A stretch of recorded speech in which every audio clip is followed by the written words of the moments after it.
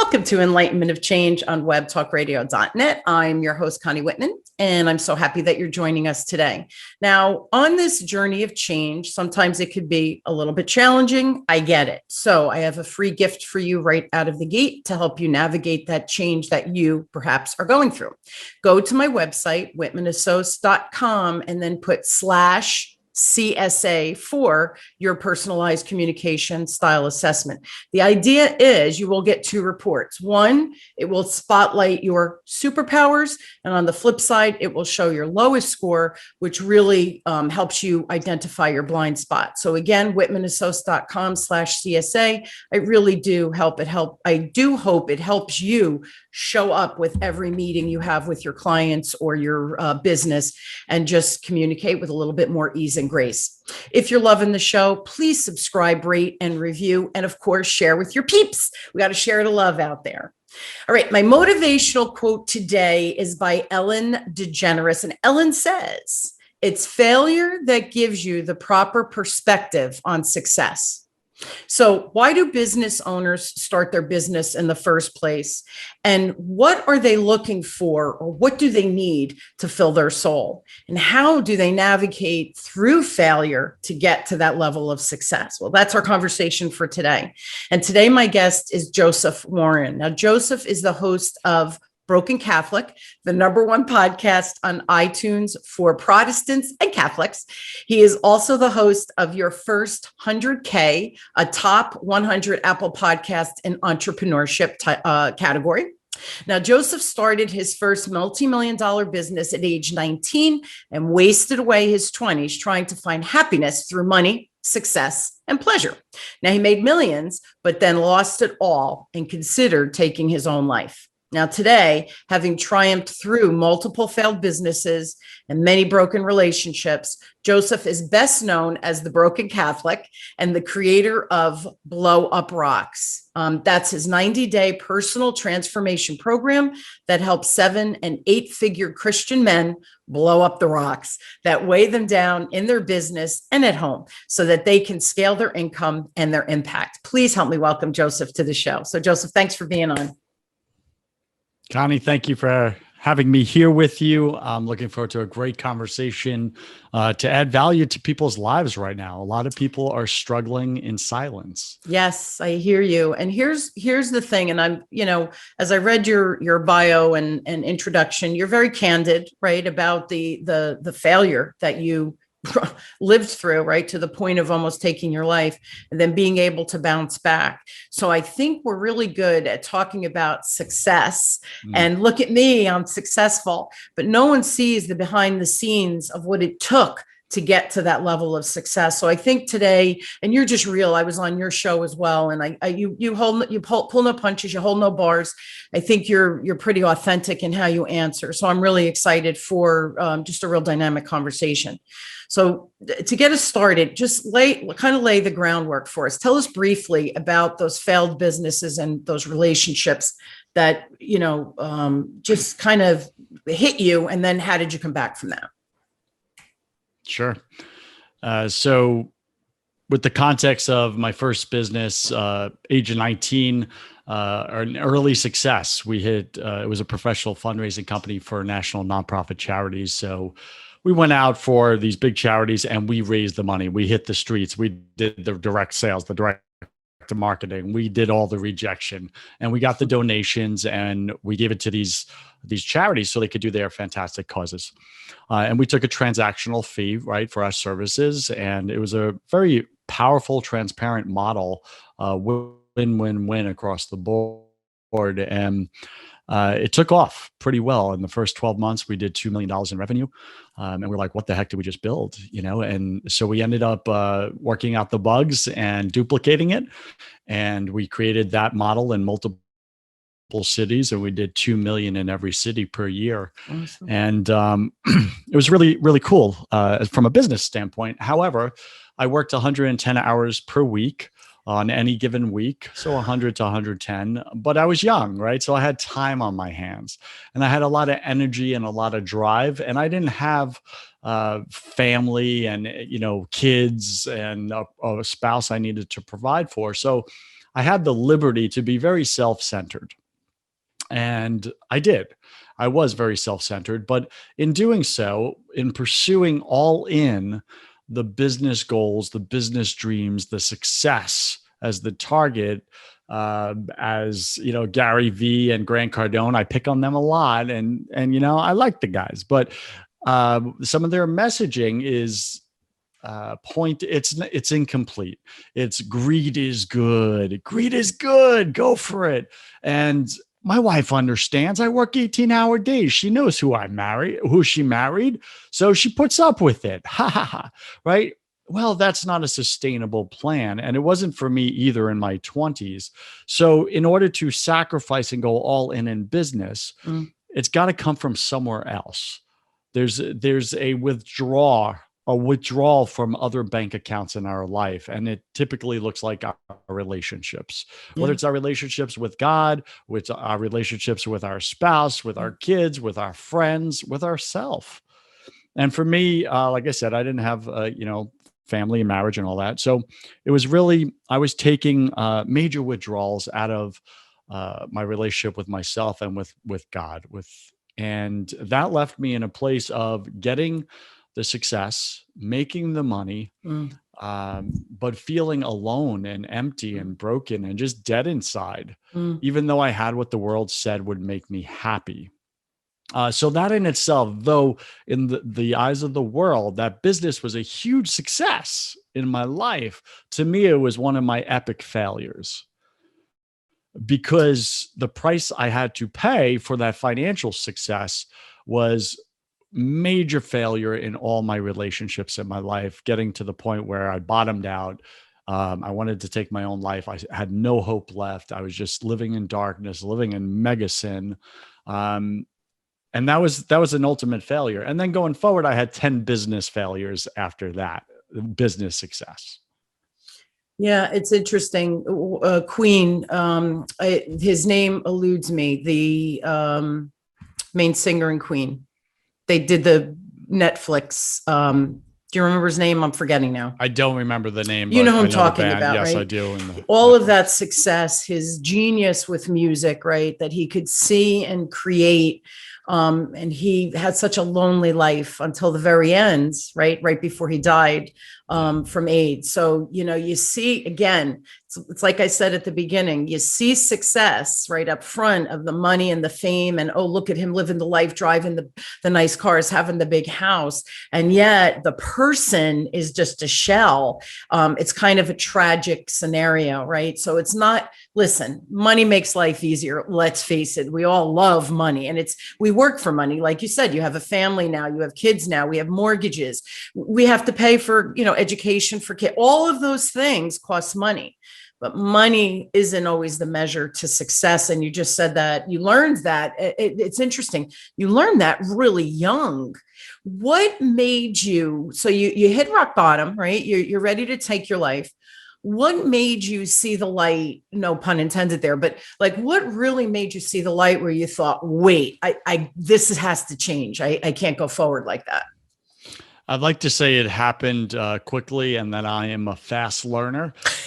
That is not the case. It happened over the next 10 to 15 years. Yeah. And it was in small increments of growth and understanding. But I didn't, even though I failed in my life, literally failed in my life, and I hit rock bottom and I had to start over and rebuild, and the money ran out because I partied it away for 5 years in Scottsdale, Arizona. That was when I hit rock bottom. Because when the money left, sort of the fake friends that I had, and they were the only people I had relationship with. So then I was left with no one but myself, and I didn't like what I saw when I looked in the mirror. And so it was a slow, gradual process. And when I'm on faith podcasts, people like, well, did you like run back to God and just like turn your life around? No, I didn't. I'm very stubborn. I'm very resistant. I'm also a very slow learner. And it was over those 10 or 15 years that God slowly, through other people, because I wasn't ready to face him yet, because I had already rebelled against him, rejected him in my life based on my childhood upbringing and some trauma I went through. And I closed my heart off to God and others at an early age 8.5, when my parents got divorced. So God knows he wasn't going to get through the front door with me. So he came in through the side doors, and he came in the areas that interested me, which was business, success. And I still had that drive going, even though I realized it didn't get me what I wanted. I just figured, well, I didn't do it right, so let me try it again. Or that was the wrong business, or those were the wrong partners because they ended up betraying me in the end. So let me try a different approach, but the same method, the same destination. So again, I was very slow. I give myself some grace because I was still in my 20s, right? So what did I know? I knew a lot of nothing. Sure. Looking back in retrospect now, I can see the story that God was doing in my life. While I was in it, all I saw was struggle. All I saw was adversity, and I just have to get back up and keep pushing. And Joseph's the guy that is resilient. He always gets back up no matter what. And that's what my life looked like. But when you always get back up and you head into the wrong direction, again, it doesn't work out well. And that's what the next 10 to 15 years looked like, was God constantly redirecting me towards him after I would constantly go off course and bang my head into another wall of self-centeredness. Yeah.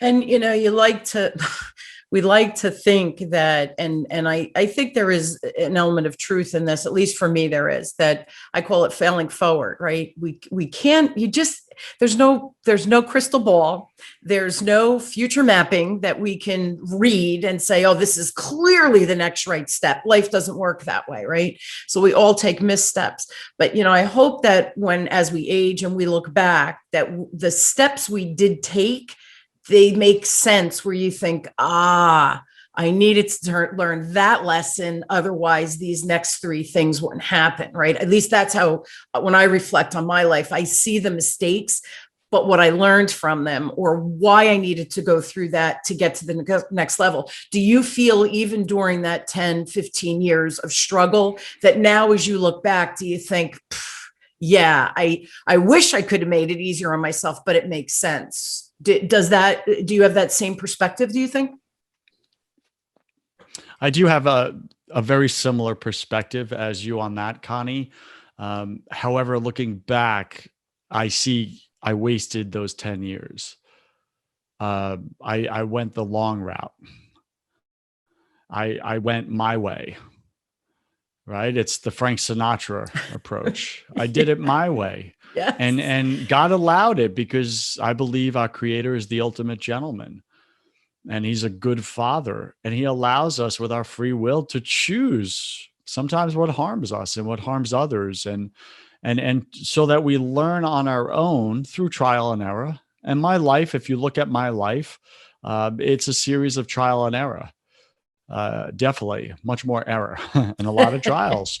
And I'm sure your audience can resonate with that in Sure. their own life. Like you said earlier, it's easy to look at other people's lives and go, man, it's just been like this straight road for this guy or for this gal. Like, wow, man, my life has just been jagged turns and thorn bushes and scrapes and bruises. But almost every person, when you dig deep and you excavate a little into their life, you'll see, oh, they have the same rocks in their life that they're dealing with. Absolutely. They just come in different colors, so to speak. Absolutely. So coming around full circle, I'd like to say, looking back on those 10 to 15 years, that I did it right, and I needed to go through that for as long as I went through that, when in fact, I would say I probably didn't need to go through that as long as I went through that. It was just my sheer stubborn resistance to God that wasted that time. And I wish I could have chose him faster. But that's learning, right? To be more open-minded, less Sure. judgmental of self and others, like all these things as humans that we're really good at, by the way, right? Don't cast stones. Do you live in a glass house? So like all those things that we learned from our moms and dads, but we're human. And I think that the human brain, it makes us do what it makes us do. Now, as your client, right, you coach clients, what do you find are the biggest reasons that your clients get stuck? Like, is there a theme for you that you see frequently? For sure. Yeah. I call it your little control freak. That's how I would sum it up clean. My little control freak resisted all those years, and I wouldn't ask for help. Yeah. To the right people. And so the biggest thing I see with my clients, especially with high achieving men, is it takes a certain type of type A personality to really kill it in business. Sure. And it's what makes him or her successful in business. However, it's super harmful at home. So though they're winning in the business world and they're making the money, the 7, 8, some 9 figures, they're going home miserable. They're going home empty. They're going home alone, even though it's a crowded house. And they're disconnected with their teenage kids because for the past 10 or 15 years, they were not present as a dad.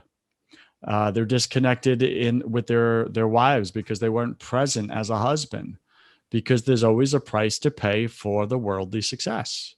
It's got to come from somewhere, that time, that energy. So when they come home, they're giving their family the leftovers of themselves. They're giving God the leftovers of the leftovers, most likely, even if they consider themselves to be Christians. And, well, I'm just doing the best I can. And the most common phrase I probably hear with these high achieving men is, oh, yeah, no, I definitely got to work on that. Or I'm working on that. Or, yeah, that's something I need to work on. And I just hear it over and over and over again, the I'm working on it. Yeah. Yeah. Which is another way of saying I'm doing it my way. Yeah. And it's the little control freak. Yeah. You can relate. I can relate. Absolutely. So immediately, as soon as I hear that phrase, it's now become a trigger phrase for me to see that huge boulder that is weighing this individual down, and they don't even know it. They just think this is how life is. It's meant to be heavy. It's meant to be difficult. It's meant to be hard. Yeah. And that's just life. That's how life shows up. When in fact, that is not true by any means. That's not the life of abundance that God speaks about. If you're a scripture person, and he came to give us life and to give it more abundantly, to give it life. Give us life. That means aliveness. Yeah. Well, you don't feel very alive when you're weighed down by a crushing weight. Yeah. So many of these guys, that's the first thing is to get them to believe that it's even possible for them to have a better life than what they currently are experiencing.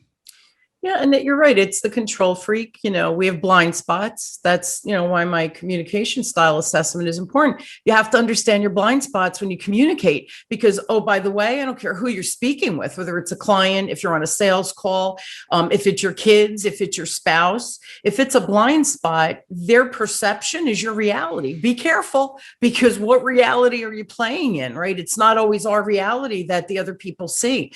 It's fascinating.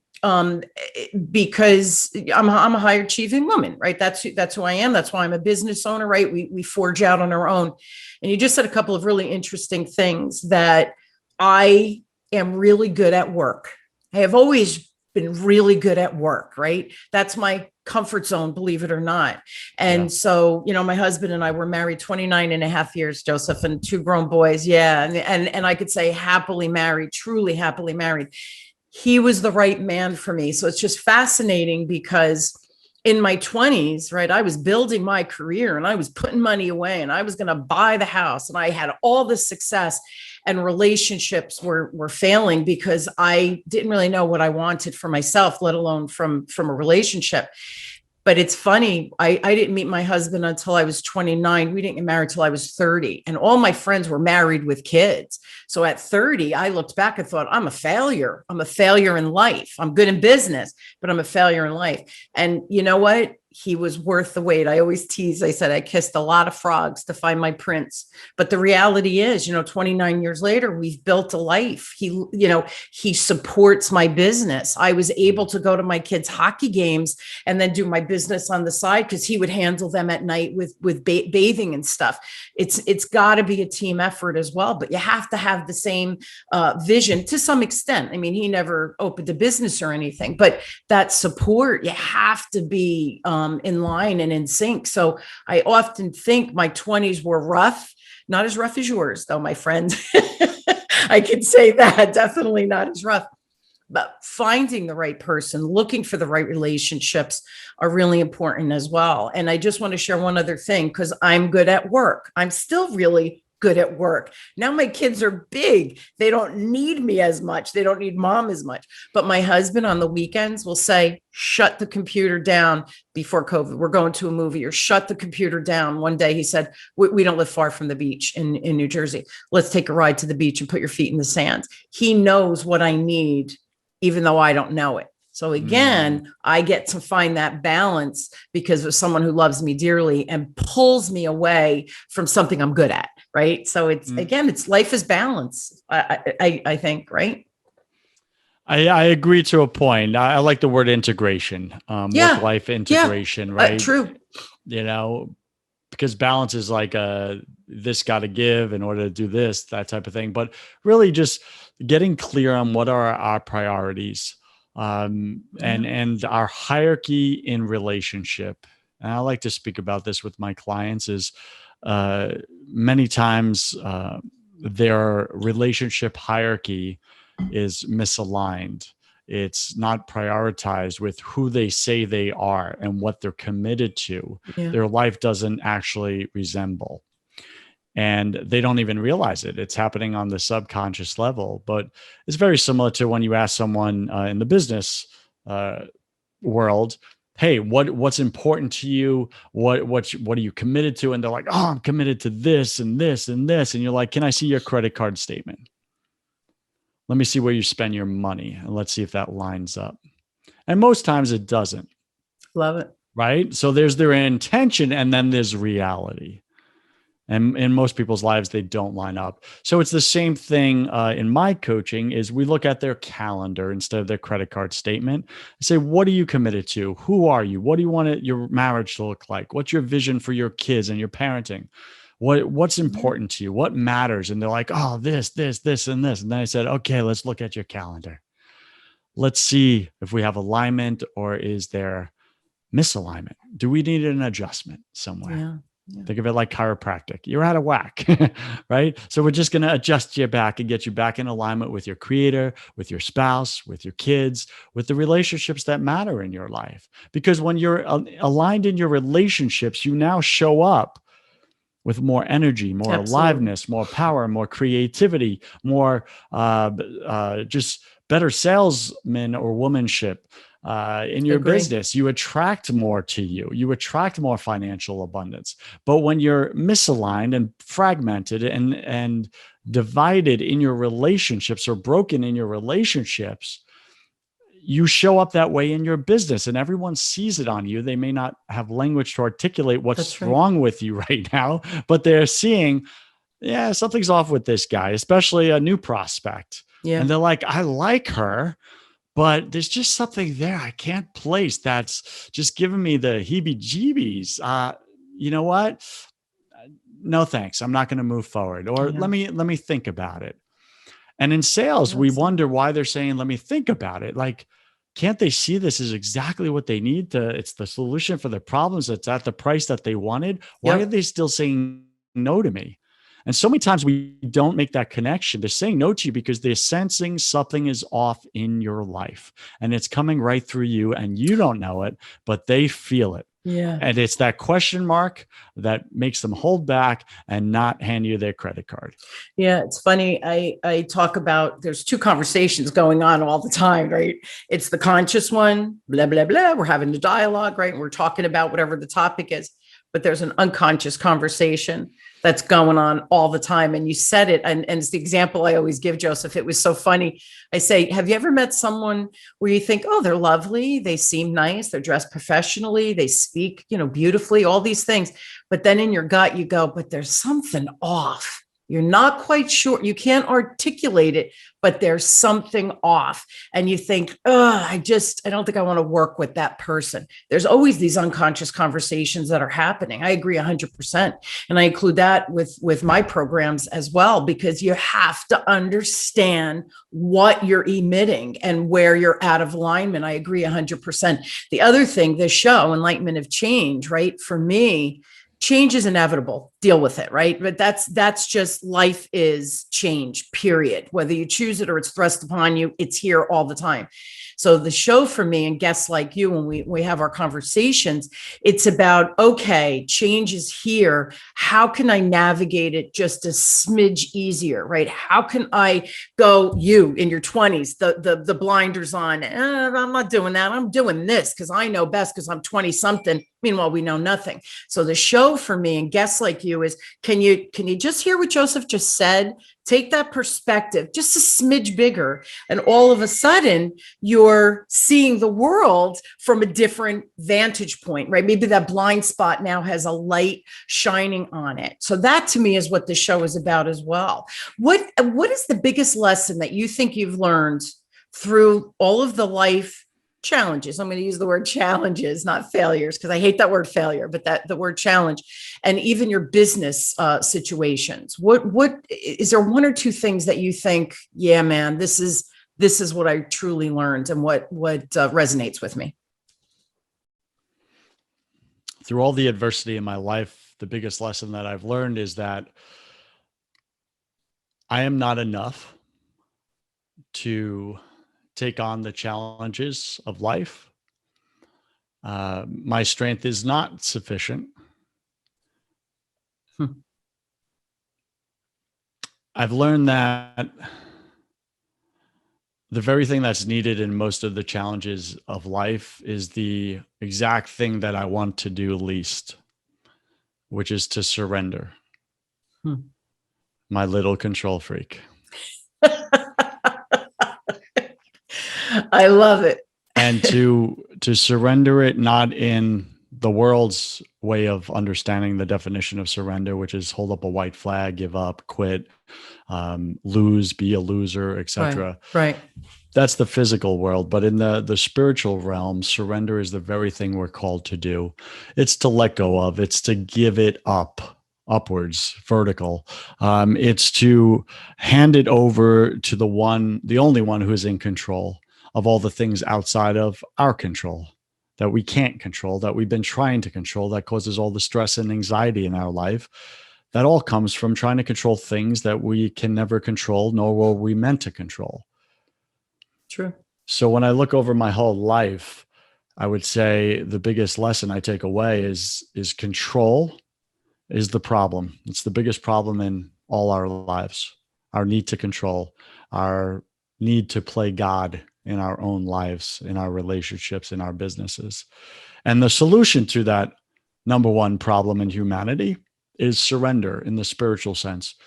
It's to say, God, this is too big for me.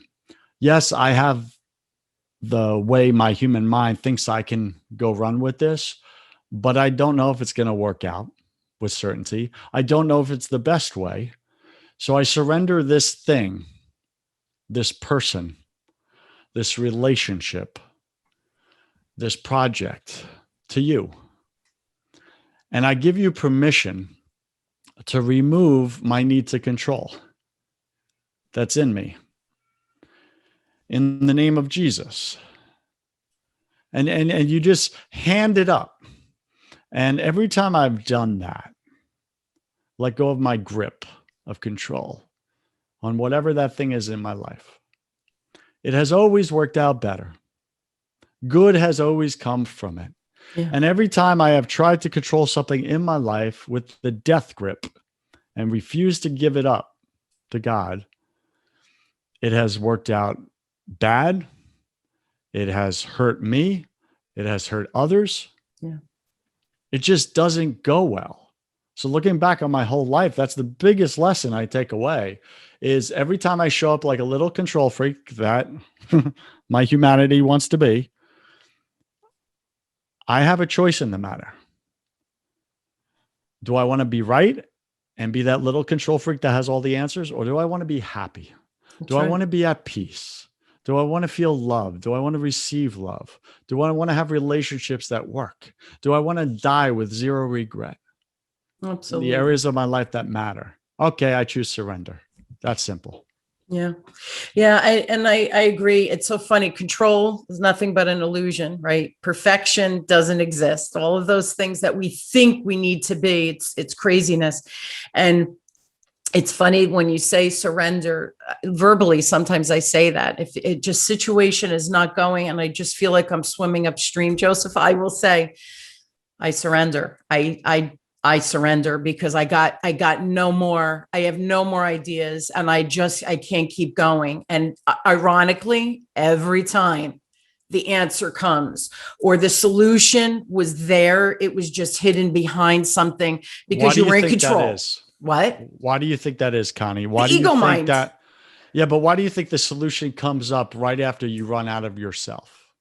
Because you surrender to the higher power, and the higher power always has our back. We just have to learn how to put, I often say to my ego, okay, ego, thank you for protecting me. I could take it from here. I don't need you anymore. And that's when the divine comes in, right? I call it divine intervention, call it what you will, but that's surrendering. It's just when you throw your hands up and think, whatever you think, I have to trust now. I just give you a real quick example. I remember when I first started this show, it was 8 years ago, and the producer said to me, Connie, it's the Jersey show. You can't just have people, from Jersey. And I'm like, I don't know anybody else. I only know people from Jersey. And again, this was, many years ago. And so that night we're having dinner and I said to my husband, I have to get people outside New Jersey. He goes, well, how are you going to do that? I go, I don't have a clue, man. Like I'm at a loss here. He says, what are you going to do? And I said, I surrender. It will present itself. The divine will come in. I have no idea. And I said, I surrender, just bring it to me. I literally physically said, I'm ready. My arms are open. I will receive. And within 2 weeks, I had PR firms reaching out to me. I had a woman from Hawaii. I had another woman from Australia. And my husband, right, like 2 weeks later, he goes, how'd you do that? No clue. It found me. And it's like, and we giggle every time it happened. And I know you do too, Joseph. We giggle like, how did that happen? It happened because you surrendered, you're open again. And physically, oftentimes I will open my arms. To me, it's an emotional energy shift where you open your arms. It's fascinating. But yeah, I know we're out of time. Really quick, guys. I think you all need more Joseph in your life personally. So I'm going to give you 3 ways to connect.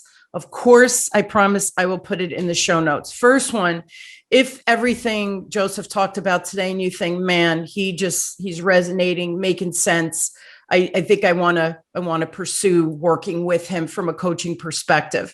His business is BlowUpRocks.com. And that's your coaching program, right, Joseph? That's correct. BlowUpRocks.com.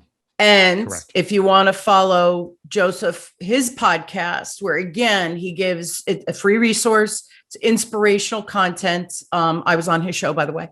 Go to josephwarren.net and you could find him there as well. Or if you just have a specific question that you're like, I don't know, reach out to Joseph direct. He's absolutely lovely. Go to his email, which is joseph@josephwarren.net. And Warren is WARREN, and it's .net, not .com. So check him out. What are you have the 2 podcasts? Give them to me one more time, Joseph. So you mentioned Broken Catholic, #1 podcast on iTunes for Protestants and Catholics, because I do believe we can work together and learn from each other. I Go love figure. it. And then second is Your First 100K, which is a top 100 podcast in entrepreneurship. And I bring on successful entrepreneurs like Connie to speak about how did you make your first $100,000? Because that's where I believe 90% of entrepreneurs get stuck, they get stopped, or they quit. They give up. And it's typically the mental game. It's all that negative self-talk, year 1, 2, and 3. So if you want to find hear these entrepreneurs' top 3 tips and strategies that are practical and tactical to make your first 6 figures or 7 figures, because I have 7, 8-figure people on the show as well. Then you can check out first100k.com or brokencatholic.com, whichever you prefer. Yeah. And again, it'll be in the show notes, guys. So you can absolutely find Joseph. It's funny, Joseph, really making 100 grand. And I know some people, that's like a foreign concept, but it's really kind of easy to make that first 100 grand if you get out of your own head. So yeah, again, resources. That's another thing I love about the podcast world is it's, people can listen on their time, commuting to work, vacuuming, doing dishes, brushing your teeth, whatever it is. You really can fit it into your schedule and grow your mind. So again, check out Joseph. Again, questions, reach out to him directly at joseph@josephwarren.net. Joseph, thanks for being on. Always so good seeing you, my friends. Just thanks for the great story, being authentic and sharing the truth with people. You're absolutely welcome, Connie. And if I could just say this, because it just came to me, a lot of high power women ask, Joseph, do you blow up rocks for women too? Or is it only for men? My answer is yes. And if you're a high power woman running a business, and you're a faith-based woman, then definitely visit blowuprocks.com, and we could blow up some of the rocks in your head, blow up the rocks around your heart, maybe from childhood trauma, the rocks in your marriage, the rocks in your parenting, the rocks in your business. Yeah. If you want to blow up all these rocks once and for all, and it's not therapy or counseling, then give me a call, reach out to me, and we'll see if you're the right fit for my coaching. Yeah. And just one more quick thing, Joseph. So sure, that your female clients, they learn so much faster and better than men. I'm just saying, 100%. I'm just putting it out there. Well, I'll be real with you because I'm glad you brought that up, right? So like my female clients, they get humble a lot quicker and they a lot more coachable, a lot faster. Yeah. And that makes them excel 100%. For my men, they've been raised in a society that taught them don't show feelings, don't show emotions. You get ridiculed, you get made fun of. If you feel as a man, it's toxic. Yeah. If you show up manly, it's toxic. So yeah, I have to blow up some of those rocks in their head that they've been conditioned their whole life with the men. So you women, you're 100%. Cute. Connie's right. You're just better. God knew what he was doing, right? I love it. When God created man, that was the beta test. That was the minimal viable product. And then he created women as that final product of beauty. I love it. You crack me up. I just love it. And I was really kidding, but I do in my career and with my clients that I work with, I find women are just more adaptable, maybe more coachable, more open-minded, whatever. But hey, guys, we love you. We love you, dude. So it's all good. Listen, real quick, story, because you just brought that up. Like early into this calling, like God put on my heart, bring my sons back to me. That was the words I heard, and it's etched into my life as my calling. So bringing men back to God and to their wives and their kids, right? All this stuff. And every time I would market to guys, it just wasn't resonated. And I was like, God, like when I market to women, they just get it. They want to, get better. They want to transform. They want to ask for help. Like, can't I just keep marketing to women because it's easier and it works? And men are just stubborn and resistant and they won't ask for help. Darn it. Jeez. And, God really leaned me into the Blow Up Rocks branding. I love it. And get that now because they're like, yeah, I want to blow up some rocks. I want to blow up some stuff. So there's nothing wrong with me. I just got rocks in my life and we're going to blow them up together. It's like, yes, exactly. Let's go do that. See the So- violence, blowing it up the rocks. That's it. That's it. So anyway, Connie, I got to run. God love you, girl. Thank you for Thanks. letting me be on the show. Our pleasure. And you guys, I hope you will join me weekly as we question, build, and discover together that no matter what change you're going through, my guests and I have your back. Thanks so much for joining. You've been listening to Enlightenment of Change with me, your host, Connie Whitman, on webtalkradio.net. I wish you all a wonderful, inspired week where change, you can embrace it and just move a little bit further in your life and whatever that means to you. Thanks for joining us, everybody. Take care.